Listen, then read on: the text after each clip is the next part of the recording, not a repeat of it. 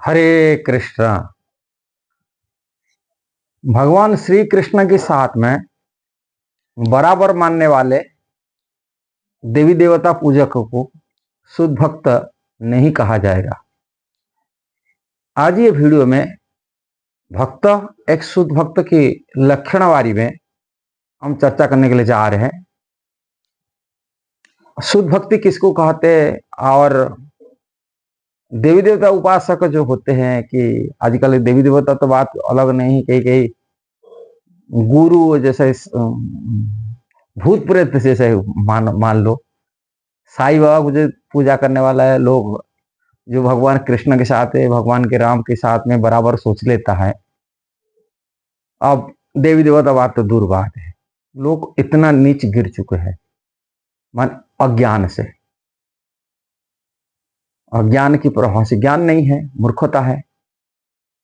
और देवी देवता को तो बराबर मानना तो कोई बड़ी इतना बड़ा बात नहीं है, किंतु इससे जो घटिया क्वालिटी लोग होते हैं, उनकी विचार इतना घटिया होता है, वो किसी देवी देवता को किसी गुरु की भी मान लेते ही भगवान की बराबर के, जो साधारण गुरु माने साधारण बहुत ही संसार में है। और देवी देवता तो भगवान के प्रतिनिधि होते हैं। भगवान के से उनके प्रतिनिधित्व होने के नाते भगवान उन उत्तरदायित्व दिए, उनके पास तो बड़े बड़े पावर हैं, शक्तियां हैं, और वो संसार को मेंटेन कर रहे हैं। बड़े छोटे मोटे नहीं है, उनके साधारण साधारण जीव तो कुछ नहीं है, तुच्छ जीव है।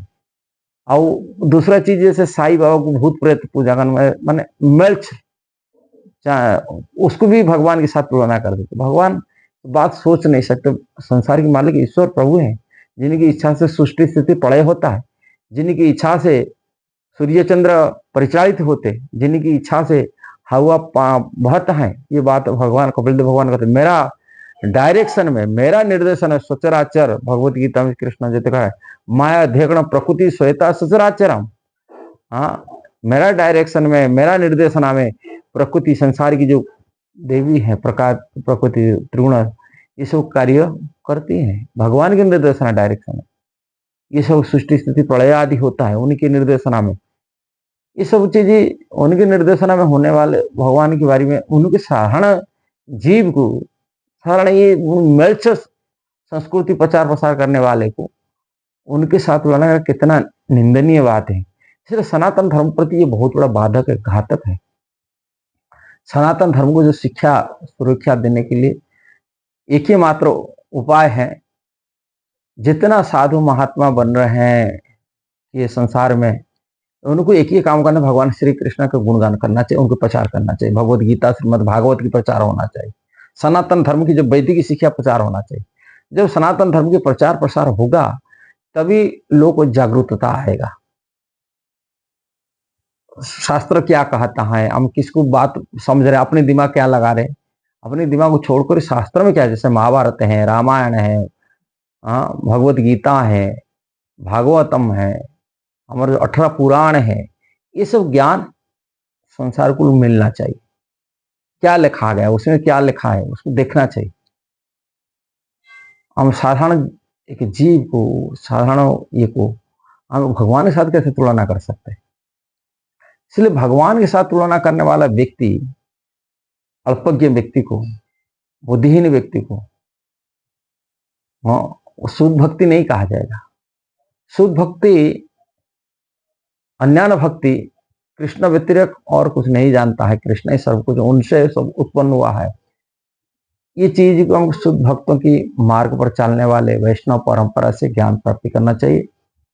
अशुद्ध भक्तों के निर्देशन में भक्ति करना चाहिए, तभी शुद्ध भक्ति प्राप्ति कर सकते। ऐसा नहीं है, शुद्ध भक्ति कल्पना कल्पित नहीं हो सकता। शास्त्र में जो लिखा गया वो निर्देश में चलना चाहिए। भक्ति की रहस्य क्या, श्रीमद् भागवतम, भगवत गीता, चैतन्य चरितामृत आदि और वैष्णव परंपरा से, जो परंपरा जो भगवान से निकला हुआ परंपरा, श्री संप्रदाय हो कि रुद्र संप्रदाय हो, कुमार संप्रदाय हो कि ब्रह्मवाद्य संप्रदाय हो, ये चारों वैष्णव संप्रदाय में उनको शिक्षा प्राप्ति होना चाहिए।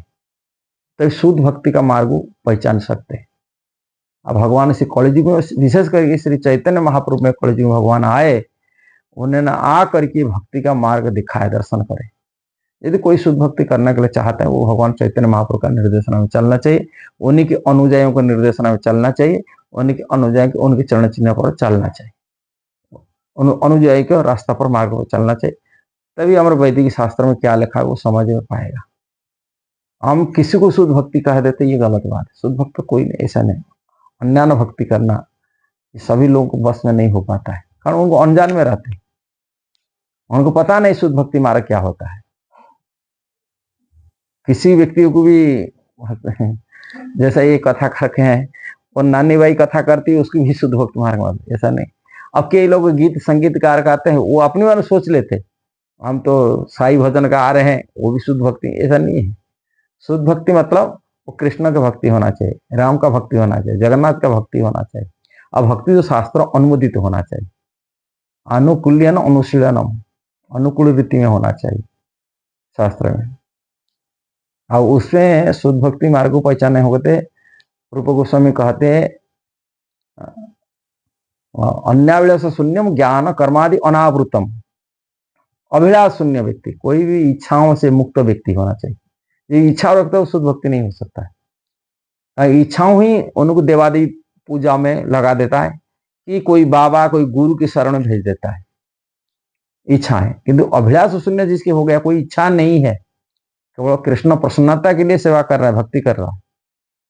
अज्ञान कर्मादि, ज्ञान मतलब मुक्ति की इच्छा में त्याग कर लेता है, भुक्ति की इच्छा भी त्याग कर लेता है, भोग करने की इच्छा को त्याग कर लेता है, भुक्ति मुक्ति। ज्ञान शून्यम ज्ञान कर्मादि, कर्म की वासना, कर्म करते हैं उसे भोगने की इच्छा रखता है, कर्म के फल मिले, ये वासना की मुक्ति की वासना। ज्ञान अर्जन करते कि संसार बंधन से छुटकारा मिल जाए, मुक्ति की वासना।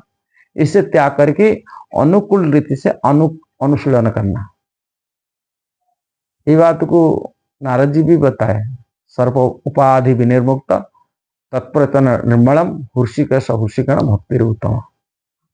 सर्व उपाधि, सब प्रकार उपाधियों से, संसारी की जो उपाधि लगता है, हाँ, मैं स्त्री हूँ, पुरुष हूँ, मैं ब्राह्मण हूँ, क्षत्रिय हूँ, वैश्य हूँ, शूद्र हूँ, ब्रह्मचारी हूँ, गृहस्थ हूँ, सन्यासी हूँ, ये सभी उपाधियों से, इस संसार की, कोई मैं भारतीय हूँ, मैं अमेरिकन हूँ, किसी भी उपाधि से मुक्त होकर के सर्व उपाधि विनिर्मुक्तम तत्परतन निर्मल, तापर निर्मल हो जाए, नेट एंड क्लियर।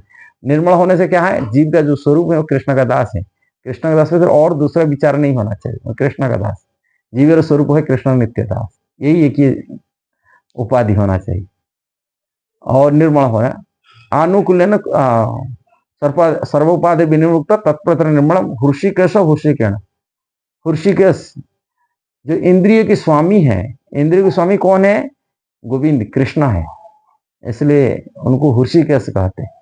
और हर्षिकेश भगवान को हर्षिकेण, हर्षिकेण मतलब इंद्रिय के माध्यम से जो हमको इंद्रिय मिला है, 10 ज्ञानेन्द्रिय, 5 ज्ञानेन्द्रिय, 5 कर्मेंद्रिय, ये इंद्रिय को भगवान की सेवा में लगा देना, भक्ति उत्तम, ये उत्तम भक्ति। इसके डेफिनेशन दिए हैं इनके नारद जी कह रहे उत्तम भक्ति बारे में। इसलिए ये उत्तम भक्ति हमको समझना पड़ेगा, शास्त्र के आचार्यों द्वारा दिया गया उत्तम भक्ति के मार्ग दिया गया, उसी रास्ते पर चलना चाहिए, मनमानी ढंग से नहीं हो सकता है। यदि ये वीडियो आपको सही लगा जरूर इसको शेयर करना, सब्सक्राइब करना, लाइक कमेंट देना। हरे कृष्णा।